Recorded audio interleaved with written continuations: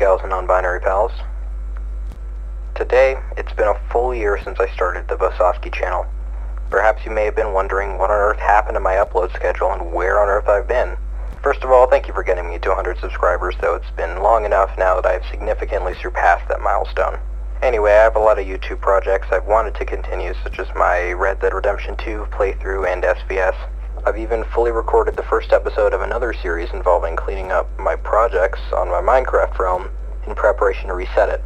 The thing is, these things can take time, and I would have that time, but the truth is I have a lot going on in my actual life right now, if you can believe it, and this channel has been sort of left behind in order to pursue certain aspects of my life. This script alone has taken weeks, despite it not being very long. Right now is an age of political turmoil in both the United States, the UK, and the Middle East, and the future is uncertain. One thing that is certain, however, is that life isn't going to get better for anyone if we, the people, don't take action. My first plan of action is to take part in strengthening my local community at school. Fascism thrives on division, and having noticed such division more and more in my community, I plan to make a noticeable effort to unite people through various committees such as a private news organization and a team dedicated to planning peaceful protests. I've also been pursuing filmmaking for a little while now, and that also takes a lot of time and effort.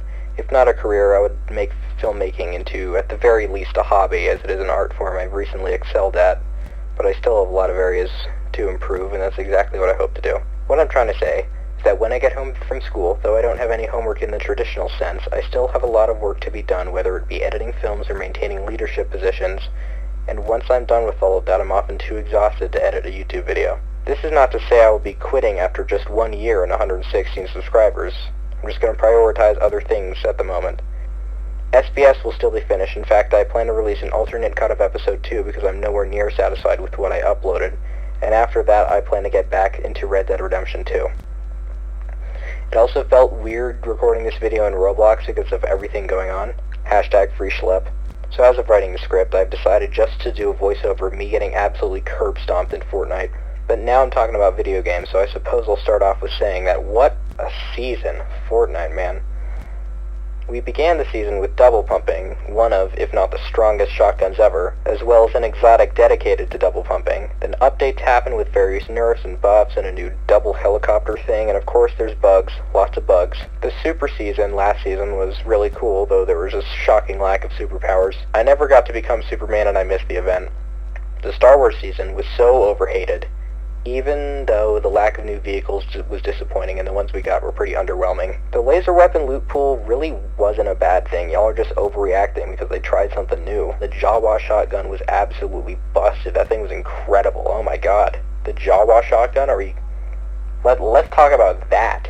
Let's talk about that thing for a second. 170 damage to the body. You can swap to another weapon, like a spray weapon or something, then swap back like 5 seconds later because it takes a long time to cool down. But screw that! You don't have to reload it yourself. Blitz is really awesome, though it seems that the only opponents you find are the bottiest bots who ever botted, or the sweatiest, most unemployed 26-year-old cave dwellers who will pound you to dust before you even jump off the battle bus. That is a slight overreaction. It's a slight overreaction. Like, a lot of actual players in there are not nearly that good.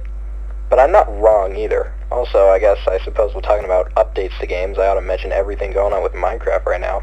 I'm blown away with all the content we are getting. Copper is getting a huge expansion, but armor and tools are unnecessary. Seriously, why were people asking for that? Because it looks nice? I mean, they do look nice. Copper armor and tools look nice. But did any of you actually think it would be good? Think hard about how common copper is and how easy it is to get a crap ton of it.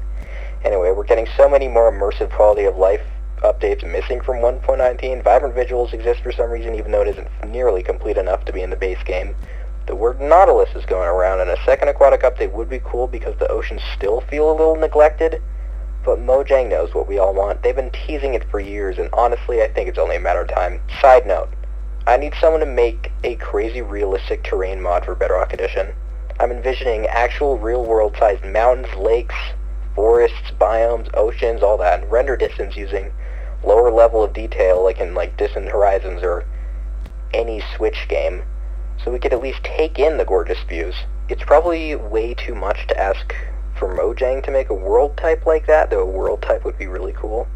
But just imagine actual mountains in your game, I've been watching a ton of YouTube videos recently where people have just ported height map data from like real mountains in a world using various mods, and what is seen in these videos is jaw-droppingly gorgeous.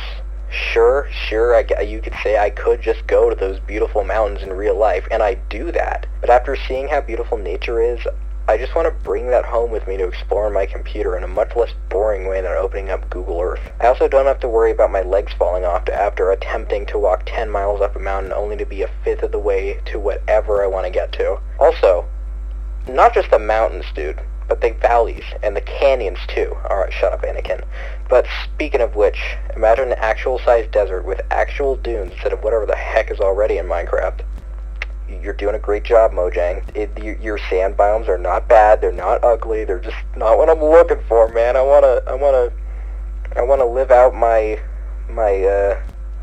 Paul Atreides dreams or something. I don't know. And side note, I don't like sand either, especially when it mixes with camera equipment. In fact, after filming some work for a Dune parody on location, I got so much sand in my clothes, my camera setup, my boots, and it is coarse.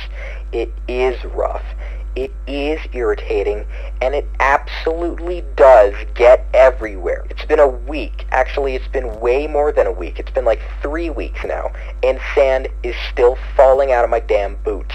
It's falling out of my jacket, too. I wore the same jacket I wore there. I was in class, and I left a big pile of sand in my chair. I'm not even kidding. But see, you wouldn't have to experience that in Minecraft, because right now the only sand that the game has is full cubic meters, and it doesn't stick to you. Unless they do a desert overhaul and add sand layers, which would actually be really cool. Sand layers, they should totally do that. Man, Minecraft will never beat nature, but it could have come pretty close. I mean, I've seen video evidence of it coming pretty close. The script has just evolved into a flow of consciousness in a way. I'm only really thinking about stuff I could say on YouTube. So I guess my next topic is movies. I want to talk about movies. This is my channel. I can talk about movies. Is it off topic? Well, what was the topic in the first place? My life? I don't get to talk about that on YouTube. Anyway, last week I watched Frozen 1 and Frozen 2 both in one sittings, and I was super sleep deprived the next day because I actually ended my watch earlier that next morning, like past 12 o'clock. And I gotta say, they hold up. Those movies definitely held up. The first film, though toned down for children to be able to grasp the actually pretty mature mental concepts, offers some very solid diversions of expectation, well-written character struggles, and a good message, even though I saw a very similar message in a movie that was much better, maybe not much better, but definitely noticeably better and a lot more recent. It's called K-Pop Demon Hunters. I may get called dumb for this, but I actually really like how impossible to see coming the Prince Hans twist was, and you gotta hear me out on this before telling me it was the most obvious and most repeated trope ever. And I won't disagree with you on that, but what I mean to say is there were no clues in the story or in the character's behavior that could have ever possibly even alluded to the fact that he was a bad guy. We see him competently taking on positions of leadership in times of crisis, directly helping the townsfolk stay warm and safe, leading a search party after Anna doesn't return to Arendelle, treating everyone with genuine respect and humanity, overall seeming like a genuine guy but never disproving the possibility that it could all be a facade. Before the last 30 minutes, his story could have genuinely gone either way, and still could have been completely believable within the context of the film. Well, a relatively garbage idea for an ending in my opinion, he and Anna could have had a serious conversation about reconsidering their future, and could have broken up on good terms. That would have sucked because it means the stakes are so much less intense, and the movie would have been left without a villain, and no K2SO from Superman doesn't count as a villain.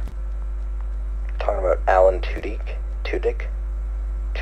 Duke of Wesselton. He's not a villain. He's not a freaking villain. I'm glad they made Hans a villain, is what I'm trying to say.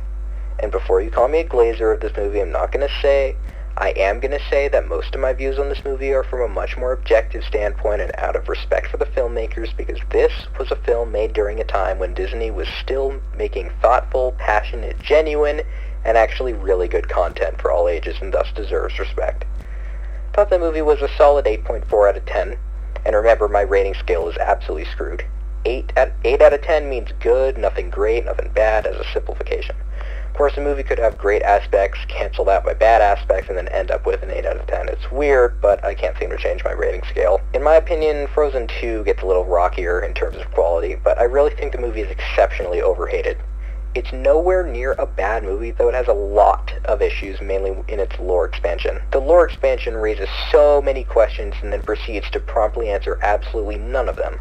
The dialogue quality takes a minor step back, and the conflict between Anna and Jonathan Christoph, King George III from Hamilton, was really forced from Anna's part. And despite its possibility for being a really interesting side plot, what we were given offered little to the story aside from Lost in the Woods, which was freaking awesome. That was such an awesome musical number. I had a great time with that. Also, something to mention is how painfully obvious Elsa being the fifth spirit was, and how less painful but still obvious that her mom was the one who saved her dad. And side note, how on earth does it make any sense that the word Northuldra means people of the sun? And also, why on earth did you tell the characters that you were Northuldra as if this was the first time you had met, despite everyone already knowing who you were?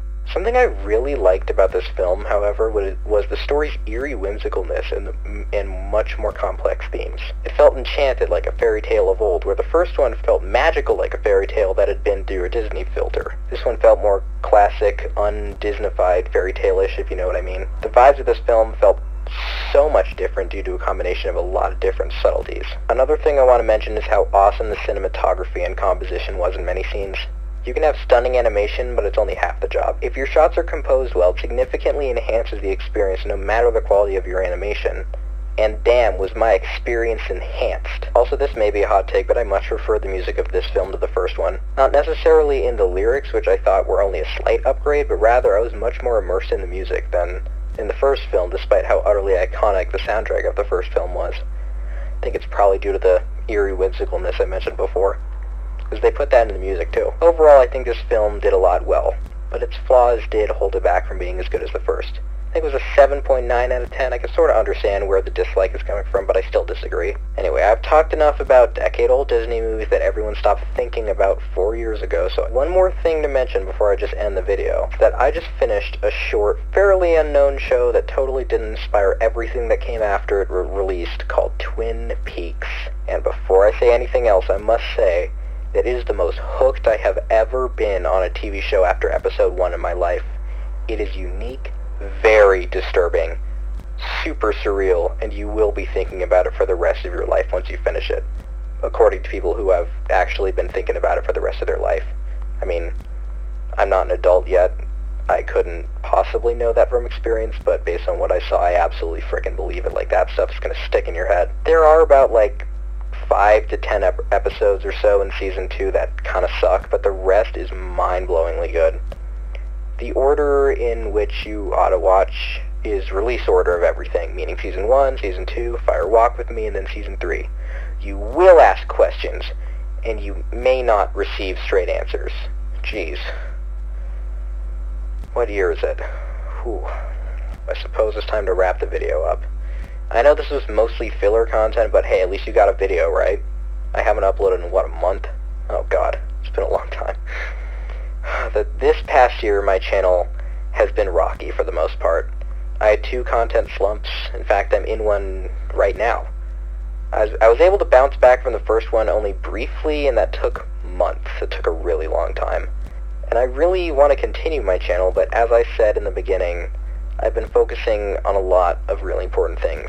Since I started working on this script, I've been to 2 protests, both against my country's gun violence issue. I'm working on a feature film that probably won't be good, but hey, you never know. And I have a lot more community services, such as I said in the beginning of the intro, starting a protest organization committee, giving my community a platform to make themselves heard through a journalism program, and working with an entertainment program to give a comedic side to the current state of the world. And no, I'm not lying about any of these, and I also have a lot of other stuff that I can't talk about on here. Anyway, thanks again for 116 subs, and I hope to see you again soon if I upload, which depends on a lot of things. Thank you all so much for watching, and I hope I see you again.